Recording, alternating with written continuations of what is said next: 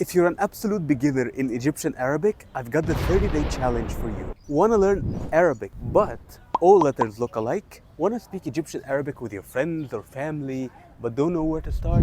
After 1 month, you'll be able to read, write, and type in Arabic. Introduce yourself, make small talk, briefly talk about your routines and free time, ask for directions, and so much more. You will learn more than 300 necessary vocabulary items, including more than 25 must-know verbs. You will conquer the first level of conjugating verbs. I made sure you learn only what you need and can use right away. Each day of the 30-day challenge will include 5 to 7 sentences.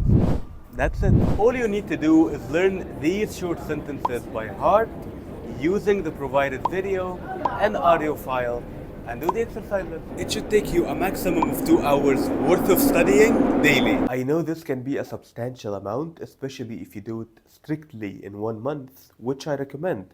But you've got lifetime access, so you can still do it at your own pace. To sign up, go to speakegyptianarabic.com.